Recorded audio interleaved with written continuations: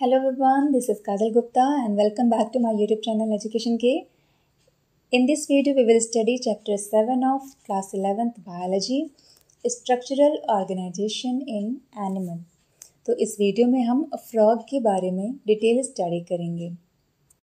Frog यानी राना टिग्रिना, ये Chordata phylum के क्लास एम्फीबिया का मेंबर है। इनका बॉडी टेम्परेचर कांस्टेंट नहीं होता, तो ये क्या होते हैं, कोल्ड ब्लडेड, जिसे बोलते हैं poikilothermic. They have the ability to change the colour to hide them from their enemies, this is called camouflage. तो फ्रॉग अपना बॉडी कलर चेंज कर सकते हैं जिससे कि वो खुद को एनिमी से प्रोटेक्ट कर सके, दिस इज कॉल्ड कैमोफ्लेज। और this protective colouration is called mimicry. Frog rainy season में तो दिखाई पड़ते हैं, लेकिन peak of summer and winters में ये दिखाई नहीं पड़ते हैं। इस ड्यूरेशन में ये एक्सट्रीम हीट एंड कोल्ड से खुद को प्रोटेक्ट करने के लिए डीप बरो में चले जाते हैं, जिसे हम समर स्लीप यानी एस्टिवेशन या विंटर स्लीप यानी हाइबरनेशन बोलते हैं। इनकी स्किन स्मूथ एंड स्लीपरी होती है due to presence of mucus. Dorsal side का कलर इनकी बॉडी में ओलिव ग्रीन होता है, जिसमें इरेगुलर स्पॉट प्रेजेंट होते हैं, जबकि ventral side uniformly pale yellow colour की होती है। फ्रॉग्स नेवर ड्रिंक वाटर, तो ये अपने स्किन से ही वाटर को एब्जॉर्ब कर लेते हैं। इनकी बॉडी डिवाइडेड होती है हेड एंड ट्रंक में, नेक एंड टेल एब्सेंट होता है इनमें। इनकी आईज बर्स्ट होती है and covered by nictitating membrane. Nictitating membrane का काम क्या होता है, it protect them while in water. तो निक्टिटेटिंग मेम्ब्रेन इनकी आइज़ को वाटर से प्रोटेक्ट करती हैं। इनमें मेम्ब्रेनस टिम्पैनम होती है जो ईयर को रिप्रेजेंट कर रही है और ये साउंड को रिसीव करती हैं। तो फ्रॉग की स्किन, आइज़ और ईयर को समझ लिया। इनके हाइंड लिम्ब में 5 डिजिट्स होती हैं और ये लार्जर एंड मस्कुलर होती हैं then the fore limb. Fore limb में ओनली 4 डिजिट्स होती हैं, ये स्मॉलर होती हैं then the hind limb. Male frog में साउंड प्रोड्यूसिंग वोकल सैक पाया जाता है और इनके 4 लिम्ब के फर्स्ट डिजिट में अ कॉपुलेटरी पैड प्रेजेंट होती है। ये सारी चीज़ें, ये vocal sac and copulatory pad female frog में एब्सेंट होता है। तो अब हमें फ्रॉग के डिफरेंट ऑर्गन सिस्टम्स को समझना है। तो सबसे पहले हम पढ़ने जा रहे हैं डाइजेस्टिव सिस्टम। तो डाइजेस्टिव सिस्टम के अंदर क्या क्या चीज़ें इंक्लूडेड होती हैं, elementary canal and digestive gland. Frog का एलिमेंट्री कैनाल शॉर्ट होता है क्योंकि फ्रॉग्स कार्निवोर्स हैं और इनकी इंटेस्टाइन की लेंथ भी रिड्यूस कर जाती है। So alimentary canal start with mouth that open into buccal cavity. Through pharynx it leads to oesophagus.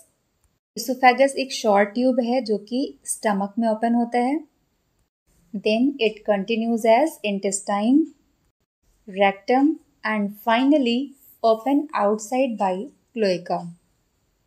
ठीक है, इसमें क्या क्या चीज़ें हैं, mouth, buccal cavity, pharynx, oesophagus, stomach, intestine, rectum and cloaca. Liver bile juice secrete करती है और इसका स्टोरेज गॉल ब्लैडर में होता है। तो पैनक्रियाज एक डाइजेस्टिव ग्लैंड है जो कि पैनक्रियाटिक जूस प्रोड्यूस कर रहा है। So liver secrete bile juice and pancreas secrete pancreatic juice। Frogs bilobed tongue से फूड कैप्चर करता है और फिर स्टमक में जाकर के स्टमक वॉल से HCl और गैस्ट्रिक जूस प्रोड्यूस होती है। HCl और गैस्ट्रिक जूस जो फूड को डाइजेस्ट करती हैं। स्टमक में जब फूड पार्शली डाइजेस्ट हो जाता है तो इसे बोलते हैं काइम। ये काइम अब आगे पास हो जाता है कहाँ, स्मॉल इंटेस्टाइन में। स्मॉल इंटेस्टाइन का जो फर्स्ट पार्ट है वो है duodenum that receive bile juice from gall bladder and pancreatic juice from pancreas through a common bile duct. Bile का काम क्या होता है, तो बाइल इमल्सिफाइड फैट को डाइजेस्ट करता है, बाइल फैट का इमल्सिफिकेशन करता है और pancreatic juice carbohydrate and protein को डाइजेस्ट करने में हेल्प करती हैं और इंटेस्टाइन में इनका फाइनल डाइजेशन हो जाता है। डाइजेस्टेड फूड एब्जॉर्ब होंगी किसके थ्रू, इंटेस्टाइन में विलाई एंड माइक्रोविलाई प्रेजेंट होती हैं, इसी के थ्रू फूड का एब्जॉर्प्शन होता है। और अनडाइजेस्टेड सॉलिड वेस्ट रेक्टम को पास कर जाती है, वहाँ से क्लोएका के थ्रू बॉडी के बाहर। तो अब नेक्स्ट सिस्टम है respiratory system. As you know frog is amphibia, तो मीन्स ये वाटर एंड लैंड दोनों पर रहती हैं। तो वाटर एंड लैंड पर ये दो डिफरेंट मेथड से रेस्पायर करती हैं। तो वाटर में ये क्यूटेनियस रेस्पिरेशन परफॉर्म करते हैं। Here skin act as aquatic respiratory organ. तो सिंपल डिफ्यूजन के प्रोसेस से वाटर में डिजोल्व ऑक्सीजन स्किन के थ्रू एक्सचेंज हो जाती हैं, जबकि on land the buccal cavity, skin and lungs act as respiratory organ. The respiration by lungs is called pulmonary respiration. Lungs, one pair elongated pink color sac-like structure होती हैं जो कि body के upper part में trunk में present होती हैं। तो एयर इनके नॉस्ट्रल से होकर के बक्कल कैविटी में एंड देन लंग्स में एंटर कर जाता है। एस्टिवेशन एंड हाइबरनेशन के टाइम पर ये गैसेस एक्सचेंज केवल अपने स्किन से ही करती हैं। Respiratory system completed. नाउ अब हम थर्ड सिस्टम पढ़ने जा रहे हैं, सर्कुलेटरी सिस्टम। तो फ्रॉग में well developed close type of vascular system present होता है। फ्रॉग्स में लिम्फेटिक सिस्टम भी प्रेजेंट होती हैं। इनके ब्लड वैस्कुलर सिस्टम में कौन कौन से पार्ट इन्वॉल्व होते हैं? Heart, blood vessels and blood. Similarly इनके लिम्फेटिक सिस्टम में lymph channels and lymph node present होते हैं। हार्ट एक मस्कुलर स्ट्रक्चर होता है that situated in the upper part of the body cavity. इसमें 3 चैम्बर्स होती हैं, 2 एट्रिया एंड 1 वेंट्रिकल, और इसकी कवरिंग जो हार्ट की कवरिंग है इसे बोलते हैं pericardium.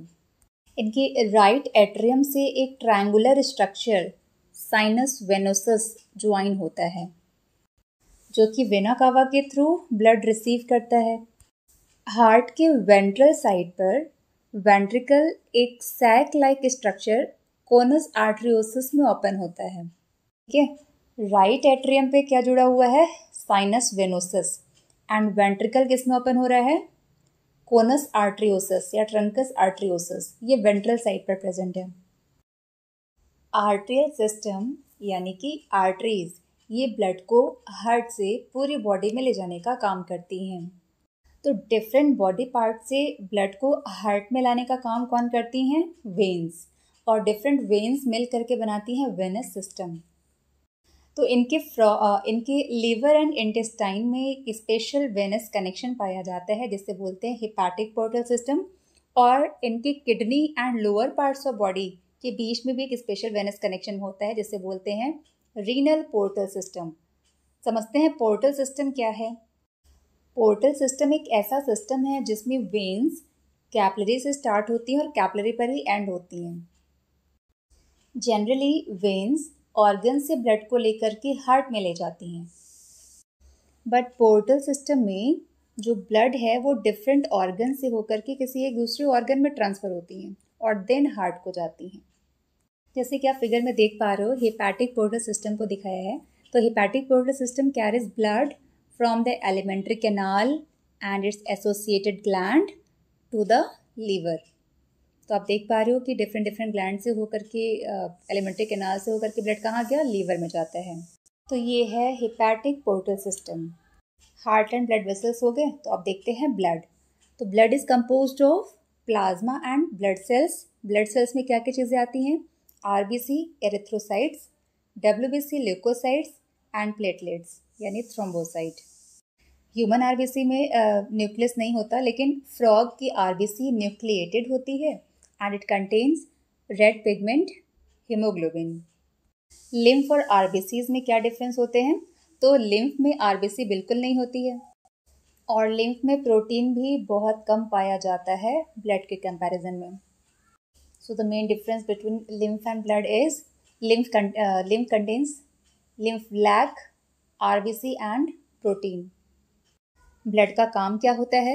Blood carries nutrients, gases and water to the respective site during the circulation.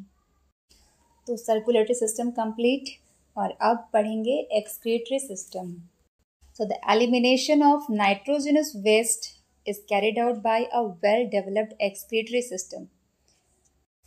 Excretory system consists of a pair of kidney, ureter, cloaca and urinary bladder. Kidney का structural and functional unit क्या है? Uriniferous tubule या इसे हम nephron कहते हैं। Frog के दोनों किडनी से एक एक यूरेटर इमर्ज होती हैं और ये यूरेटर यूरिनोजेनिटल डक्ट का काम करती है जो कि आगे क्लोएका में ओपन होती है। जबकि फीमेल फ्रॉग में यूरेटर और ओविडक्ट सेपरेटली क्लोएका में ओपन होती हैं। मेल फ्रॉग में यूरेटर ही यूरिनोजेनिटल डक्ट का काम करता है। रेक्टम के वेंट्रल साइड पर thin walled urinary bladder present होता है which also open in cloaca. Frog एक यूरियोटेलिक एनिमल है क्योंकि ये भी यूरिया को एक्सक्रीट करते हैं। तो एक्सक्रीटरी सिस्टम भी हो गया और अब हम पढ़ेंगे फ्रॉग में कंट्रोल एंड कोऑर्डिनेशन कैसे होता है। So the system for control and coordination is highly evolved in the frog. It includes both nervous system and endocrine system. Nervous system is organized into central nervous system, which include brain and spinal cord, and peripheral nervous system. It includes somatic nervous system and autonomic nervous system. Somatic nervous system में क्या क्या चीज़ें आती हैं? Cranial nerves and spinal nerves. और autonomic nervous system में क्या है? Sympathetic nervous system and parasympathetic nervous system. Cranial nerves हमारे ब्रेन से फ्रॉग के ब्रेन से लिंक्ड होती हैं और फ्रॉग के केस में जो क्रेनियल नर्व्स हैं वो 10 पेयर्स प्रेजेंट होती हैं। हमने पढ़ा होगा ना, ह्यूमन में 12 पेयर्स प्रेजेंट होती हैं, फ्रॉग में कितनी हैं? 10 पेयर्स होती हैं। ब्रेन को समझते हैं तो brain is enclosed in a bony box called cranium and brain is divided into forebrain, midbrain and hindbrain. And forebrain include paired cerebral hemisphere, olfactory lobes and unpaired diencephalon. Midbrain is characterized by a pair of optic lobes. Hindbrain consists of cerebellum and medulla oblongata. ठीक है, cerebellum and medulla oblongata. Pons का नाम हमने नहीं लिया, pons नहीं है। Medulla oblongata foramen magnum से होकर बाहर निकलता है and continues into spinal cord and spinal cord vertebral column से इनक्लोज होता है। Chemical coordination of various organs of the body is done by hormones and hormones are secreted by endocrine glands. Prominent endocrine glands found in frogs are pituitary, thyroid, parathyroid, thymus, pineal body, pancreatic islets, adrenals and gonads.